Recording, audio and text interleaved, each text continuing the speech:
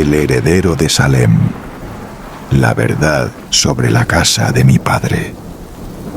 A los 10 años, crees en los milagros. A los 37, sé que los milagros solo son deudas que aún no has pagado. Mi nombre es Amanda Valenzuela. Tengo 37 años y hace 27 que no duermo en total silencio. El silencio me aterra porque en la casa de mi padre el silencio no existía. Solo era una pausa para que la madera pudiera respirar. Mucha gente se pregunta cómo un hombre que apenas llegaba a fin de mes, un obrero con las manos agrietadas por el frío de los turnos dobles, terminó viviendo en una joya colonial de 3 pisos en medio del Valle de Oregón. Algunos vecinos del pueblo decían que fue la lotería, otros que papá había encontrado algo que no le pertenecía, y yo aún no conocía la verdad. Pero hoy sé que la casa nos eligió, porque éramos lo suficientemente pobres para no hacer preguntas ante un milagro. Recuerdo el día que llegamos, era 1999. El sol golpeaba la fachada y la casa brillaba tanto que parecía hecha de hueso pulido. Era hermosa, de esa belleza agresiva que te hace sentir pequeño. Papá nos dijo que un viejo contacto de la industria se la había dejado por una fracción de su valor. $1, Amanda. Me dijo una noche mientras bebía su cerveza, con una sonrisa que no llegaba a los ojos. $1 solo y la promesa de mantenerla impecable. Mi madre estaba encantada, pero yo notaba cosas.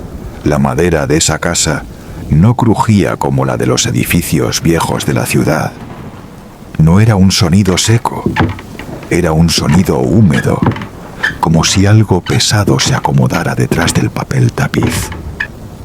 Y luego estaban las reglas de papá. Nunca podíamos salir después del atardecer. Nunca podíamos entrar a su despacho. Pero la regla más importante, la que grabó en nuestras mentes con un tono amenazante como nunca antes lo había hecho, era la del sótano. La puerta era de acero reforzado, fuera de lugar en una casa tan elegante. Hay químicos ahí abajo, decía, fertilizantes para la madera. Si entran, morirán. Y lo repitió con demasiado empeño cada día durante varios días.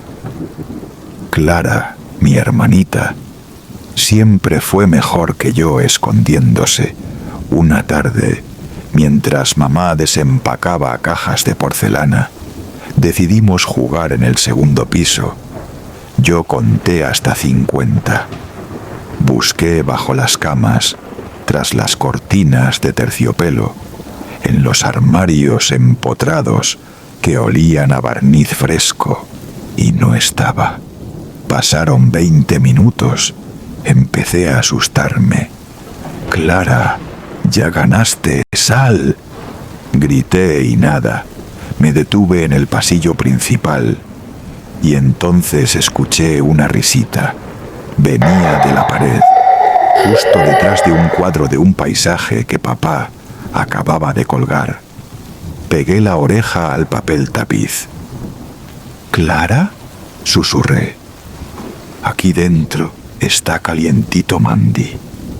Su voz sonaba ahogada, como si estuviera hablando a través de una almohada. «¿Dónde? ¿En el armario?»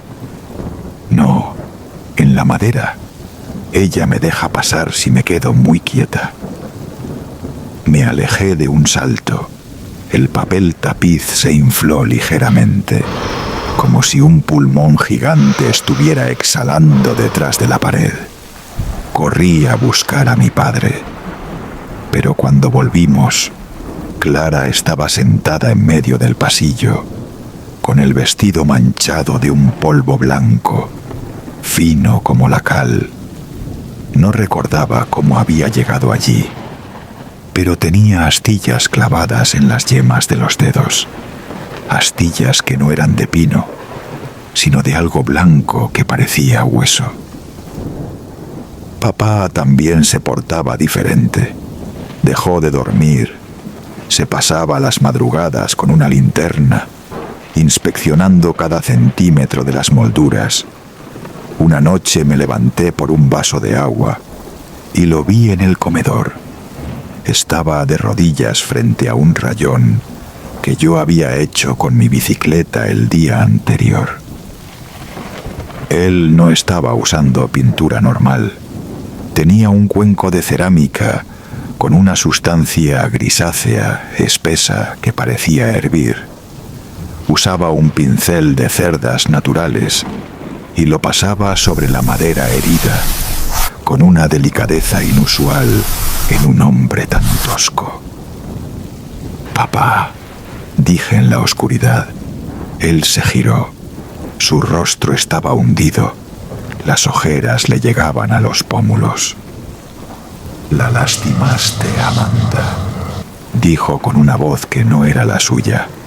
«Sí, ella siente, igual que nosotros sentimos. Mira». Apuntó con la linterna al rayón. Vi cómo la pasta espesa se movía. No se estaba secando, estaba siendo absorbida. La madera se cerró sobre la grieta, como una boca que traga saliva. Lo más aterrador no fue la casa.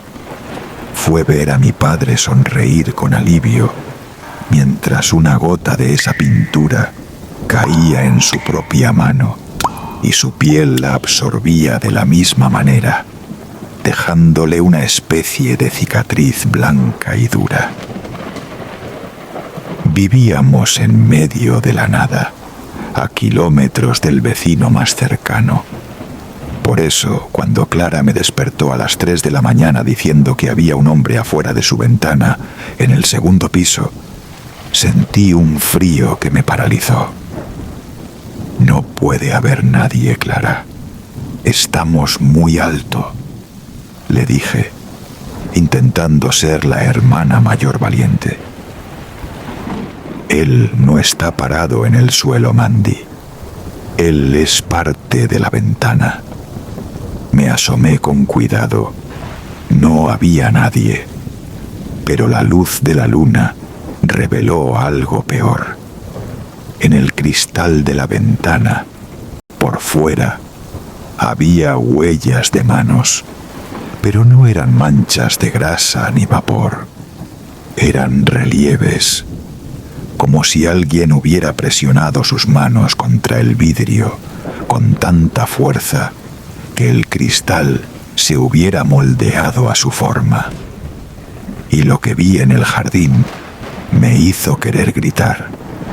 Los árboles más cercanos a la casa ya no tenían hojas. Sus ramas estaban tornándose blancas, perdiendo la corteza, estirándose hacia las ventanas como dedos suplicantes. La casa estaba contagiando al bosque, estaba reclamando su territorio, convirtiendo todo lo vivo en su propia estructura. Esa noche, Clara se orinó en la cama y por primera vez la cama no se mojó. El colchón absorbió el líquido al instante y escuché un crujido como de satisfacción, de algo que se relaja proveniente de los resortes. A los 6 meses, la casa empezó a cambiar. O quizás fuimos nosotros, mi hermana, Clara. Decía que las paredes le hablaban. Decía que si pegaba la oreja a la madera blanca del pasillo, podía escuchar a alguien tarareando bajo la pintura. Papá se volvió un esclavo de la propiedad. Dejó de ir a trabajar. Se pasaba las noches recorriendo los pasillos con un cubo de esa pintura blanca espesa. Si encontraba una mancha, una pizca de suciedad o un rasguño, entraba en un estado de ansiedad maníaca. Recuerdo verlo una noche lamiendo una grieta en la pared del salón, susurrándole: "Ya casi es hora, ya casi es hora". Afuera, el viento soplaba fuerte, pero adentro de la casa no se movía ni una cortina. Una tarde encontré una de sus facturas en la basura. No eran impuestos, ni luz. Eran recibos de carnicerías locales, cantidades industriales de pintura y limpiadores. Miles de dólares que no teníamos. Me pregunté, ¿de dónde sacaba el dinero? Y ahora lo sé. La casa no solo devoraba, también proveía, siempre y cuando el contrato se cumpliera. Ocurrió un martes. Mi hermana Clara desapareció de su cama. No hubo gritos ni ventanas rotas, solo un silencio absoluto que dolía en los oídos. Mi madre corría por el bosque gritando su nombre. Después entró en una histeria total, llamando a la policía, que nunca llegaría a tiempo a ese lugar olvidado. Pero yo miré a mi padre. Él no estaba buscando a Clara. Estaba en el comedor pintando a prisa, con las manos embarradas, mirando la pared. Y yo sabía que Clara no estaba fuera. La casa se sentía. Satisfecha, las paredes se veían más blancas que nunca, casi vibrantes. Entonces busqué con la mirada a mi padre, pero ya no estaba. Fui al sótano. Papá había dejado la puerta de acero entreabierta en su prisa. Bajé los escalones rezando a un Dios en el que ya casi no creía. No había químicos, ni había generadores. El suelo del sótano parecía que tenía vida. Era una masa de raíces blancas y fibrosas que se entrelazaban formando la estructura de la casa. Y en el centro vi a mi padre. Estaba de rodillas, con las manos hundidas en una cavidad que había en el suelo. Clara estaba allí, pero ya no era Clara. Sus piernitas estaban tan blancas que semejaban esas raíces blancas que había en el sótano. Su rostro me provocó en ese momento un miedo inmenso que hoy se ha convertido en tristeza. Se veía pálido, casi blanco, fusionándose con los cimientos. Era muy claro que se le había escapado la vida. Mi padre me miró. Tenía el rostro bañado en lágrimas, pero su piel ya no era humana. También tenía la textura de la madera pulida.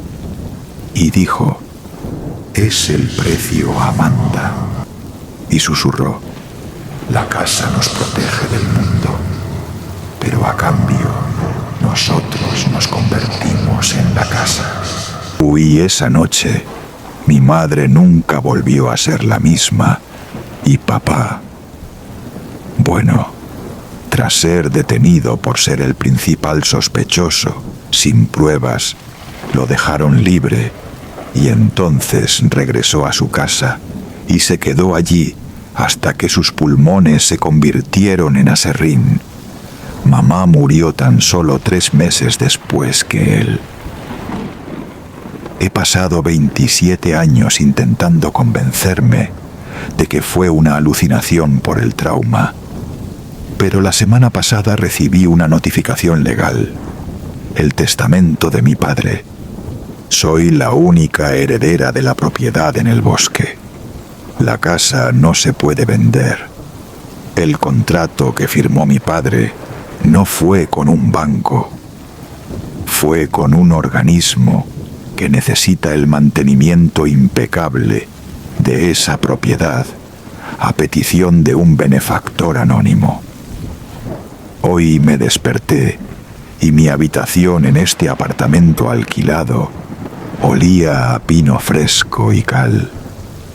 La madera de mi cama crujió con ese ritmo húmedo que tanto conozco, y más tarde recibí por correo una llave en un sobre blanco sin remitente. No importa cuánto corra, mi padre pagó la entrada, pero yo soy el resto de las cuotas. Hace un tiempo ya, mi situación económica me está obligando a volver a la Casa Blanca, y sé que todo lo que me está ocurriendo es a causa de ella.